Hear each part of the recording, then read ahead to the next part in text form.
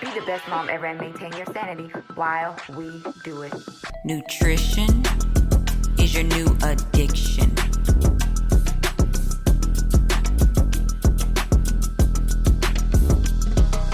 Go on and work it, lady. Yeah, that's how you work it, lady. It's never nor maybe this is how you get it, baby. Work. You're listening to Work It Lady, where the goal is for all ladies to be the best versions of ourselves. This topic today, and that is how I went caffeine free for 6 months, and this is what happened. I am just sharing my personal experience. Of course, for those of you who have been here for a minute, thank you so much. You know that this is a nutritional health podcast today. In addition to many topics that we cover here on the podcast, I am your nutritional health coach, Clary, and I often do experiments for my own benefit and share them with you. And I hope something in there is helpful for you too. Okay. So I went caffeine free for 6 months. Now, let me just give you a little bit of backstory. There's certain types of caffeine I have been free of for years. Like I have not drank coffee in years, probably over a decade. If you're interested in why, there is another podcast, YouTube video that you can check out that goes into depth on, coffee's effect on the liver because it is the beans are burned and all that stuff, all the information behind it. So check that one out. But I haven't had coffee in years, but I was still like sucking down a lot of green tea and caffeinated tea. So you know me, I'm always striving to be healthier, improve, do what I can. And so I was like, you know what? Let me just see what happens if I completely go caffeine free. Let's see if it helps with some different ailments, that I have. Let's see if it helps with a little bit of anxiety that I got and things like that. And man, guys, I am excited to share this information with you today because now that I've made the change and seen the light, I won't be going back except for on the occasional vacation. Okay. I recently took a little vacay and definitely was like, okay, this is a cultural thing, this is just, what we drink. So let's go ahead and have some sweet tea, okay, for the benefit and education of my children. So did that, but caffeine and alcohol for me will now just be on vacation or special events only. Other than that, it will not be consumed at all over here. So let me tell you some of the things that I noticed. There are three main things we're going to cover in today's episode. Let's start with number one thing that was huge. No more stomach irritation, y'all. That was crazy. I noticed this I'll say about 4 weeks in. I was like, wait a minute, my stomach doesn't have that almost kind of like something scratching the inside of your tummy. It's not you're not sick from food or it's not cramps, it's not anything like that. It's literally like the lining of your stomach just feels like it's being scratched or it's agitated or almost like dry, although that's not a thing, but that's what it would feel like if I could describe it. So if you have felt like that before, it might be a good idea for you to cut out the caffeine. And when I say caffeine, I'm not just talking coffee. Again, I'm talking caffeinated teas, sodas, all of the caffeine. Now, here's what I found when I did do some research after the fact about caffeine. So, caffeine has been shown to cause frequent contractions in the digestive tract and can also increase stomach acidity by triggering the production of more gastric acid.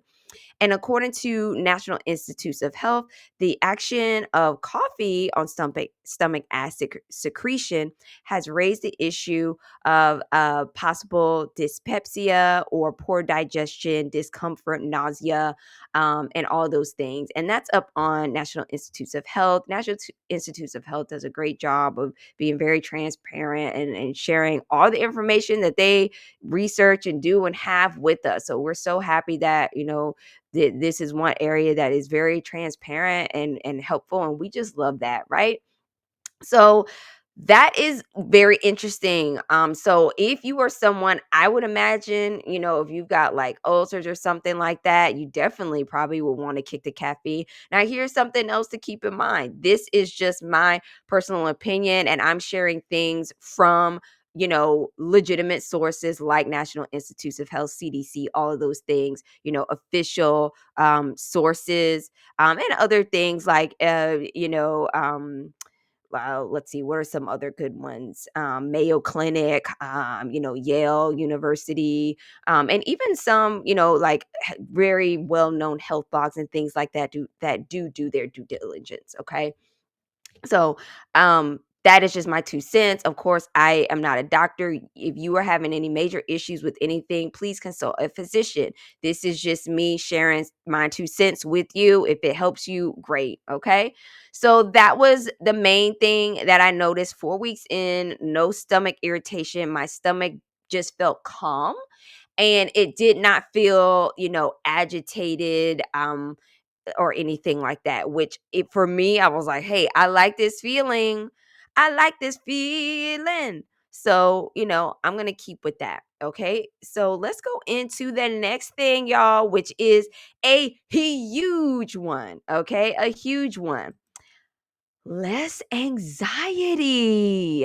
This one was like big for me because now I'm not someone who has a lot of like anxiety day to day that I just like wake up anxious. I'm anxious to talk to people. I don't have like what I call daily chronic anxiety like that. I only get like anxiety around certain scenarios or very specific triggers that are pretty few. So I'm not a person that, is on anxiety meds, and all of that business. So again, make sure you do your due diligence for you. Speak with your doctor, if you have anxiety or anything like that. But, simply cutting out caffeine is not anything I feel anyone would tell you not to do. It's pretty, well known that there are side effects that negatively impact health from caffeine. And I definitely experienced less anxiety since I have been off of the caffeine for 6 months. Now, let's share some actual things on anxiety outside of my personal experience with you. So, while the side effects of caffeine and anxiety can be like, people who have a panic disorder, caffeine consumption can raise the risk of having a panic attack and increases levels of anxiety. Okay. And according to National Institutes of Health, caffeine intake and anxiety, they give this little report, a meta analysis. This was actually a 2024 article. The results confirm that caffeine intake is associated with an elevated risk of anxiety in healthy individuals without psychiatric disorders. So imagine if you do have a psychiatric disorder, you have been diagnosed officially from a doctor with some sort of disorder, from anything, bipolar disorder, panic attacks, any of the things, chronic anxiety. This could really be a huge one for you because if it's affecting people who don't even have anxiety, that, are overall healthy individuals in that space, imagine how it is affecting you because your hormones and everything are already a little bit, in a different arrangement, I'll say, so this may be something that can really help you out. So, again, speak with your doctor, do what's best for you, and, this might be something that you want to get into. Now, what I've noticed is I just am more calm. I'm not as reactive. I'm not as easily agitated. I'm able to be like, okay, let's calm down. Let's refocus when, I'm in a time where, you're annoyed or stressed. So that is what I feel has been the biggest thing for me. And so this is a simple, we're always looking for these natural things to do, right? Sometimes it's not about something you have to actually do. Sometimes it's something that you just need to cut out. You know what I mean? Stop doing certain things. And this is a natural thing to do. Just don't drink caffeine. That's natural. That in itself is a natural thing that you are doing. Okay. So it has really helped me. I'm sticking with it. Definitely feel less anxiety, definitely feeling a lot better, and everything. So definitely happy, happy, happy about that. All right, let's move into our last one. And then I also have a bonus one for y'all too after this one. Better sleep. So for the first few times in like years, I woke up and was like, hey, I'm waking up feeling refreshed.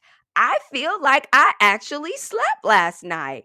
And this took me probably about 4 months to realize. So, if you're going to do this experiment, which I highly encourage you to do, have a little journal if you like to journal, or even just write it down in your notepad on your phone. Do something, girl. But, when you're feeling something or you notice something, write it down so that you can really, take note of that, and then you can maybe even get into the days and the times and really kind of hone in on yourself, because these are great ways to do your own self-care. Okay. So that is something that I noticed about 4 months in. I was like, wow, waking up feeling more refreshed, and I am sleeping better now. This is a little share here. I had went through probably about almost a year period of just not being able to sleep well. Like I, just would toss and turn all night, could not sleep. So this experiment kind of was a part of that. I'm like, okay, I am not sleeping well. Instead of just running to the doctor and being like, hey, I can't sleep, give me something. Let me evaluate my lifestyle. Let me evaluate the things that are a part of my daily diet and the things that I do, and figure out why this is happening. Okay, because it takes time sometimes for things to show up. And so I was like, I don't drink coffee, but I do drink a lot of green tea. Maybe this would be a time, after, reading that, caffeine non-discriminatorily, not just coffee caffeine, but tea caffeine as well, or soda caffeine can also, be a part of this. So that is another reason why I decided to do this experiment, to really try to get some better sleep, because it was really starting to affect me. So I really feel that this has helped me a lot. After realizing it and then keeping with this, I have noticed that I have been able to fall asleep at night. Now I'm gonna tell myself a little bit. The other thing that will mess you up real bad with the insomnia, ladies, is the phone use at night, which is another thing that I do. So, but even with still not changing my habit of like my nighttime phone use before bed and implementing the caffeine, I am still sleeping more. So, in my personal experiment, it's worked out to where, I can still sleep and get a good night's sleep, even if I go on my phone for less time, even if I'm not having caffeine. So if I'm not having caffeine, regardless of if I use my phone, as long as it's not too long, I am able to fall asleep at night. So getting your night's sleep, again, as you know, is also something that helps a lot with anxiety. If you're not getting sleep, you are more prone to anxiety, because not sleeping in itself also raises your hormone levels. Okay. So let's talk about insomnia and sleep, around caffeine.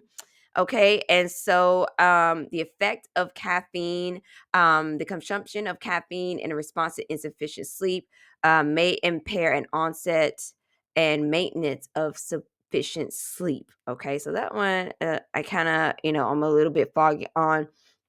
But here's a little bit more. Caffeine use can exacerbate sleep deprivation, okay, and sleep loss, um, which can in turn increase your need to consume caffeine. So, it just can really get you into not the best place. And that is according to the sleepfoundation.org. So you definitely don't want to overuse it. You don't want to overdo it with the caffeine. And if you can cut it out altogether, like I did, all is going to be really good for you. So again, just making sure that you understand, get off, if you can, of the caffeinated drinks. I also have not regularly consumed soda in over a decade. That's, something that I don't do also. But the green tea, I was hitting pretty heavy in the caffeinated teas. So definitely, be careful there. So I definitely would encourage you guys, to get in tune with yourself, do this experiment. And before we get out of here, I do have one additional tip that I wanted to share that I feel and there's nothing else that I can say, any huge experiment that I can point to that's been done officially, but I noticed during this 6-month period, I have had more hair growth. For those of you who've been a member of the channel for a while, you know that I have had issues with hair loss due to my Hashimoto's. And my hair is growing really, really well right now. So, I don't know exactly and I can't pinpoint why, but that is just something else that has happened in this 6-month period without doing too many other things. I have been having more pineapple and increasing certain fruits. So that could also be a part of it as well. But I thought it was important to note. So I know those of us who, if you have patch hair loss or, maybe it's a chronic thing for you or whatever it is, regardless, we're always on the hunt for anybody who has a tip or something that they feel like has helped. And this is something that I do feel like has helped. So I would encourage you, if you're experiencing hair loss, maybe give this one a try. Limit the caffeine and see if that helps, because even our hair loss, the certain types are affected by certain hormones that attack the hair follicles. So maybe this just kind of helps to quiet everything. I'm not sure, but hey, girl, give it a try. Stopping coffee or tea, caffeinated tea ain't gonna hurt nothing. You know what I mean? So why not? All right, y'all. Well, I really hope that you have found this information helpful today. If you are new here, hey, thank you so much for stopping by. I hope that you will subscribe to the channel, subscribe here on YouTube, subscribe on Apple Podcasts. And yeah, thanks so much for tuning in. I'll see you next time. And if you happen to be a mom, be the best mom ever and maintain your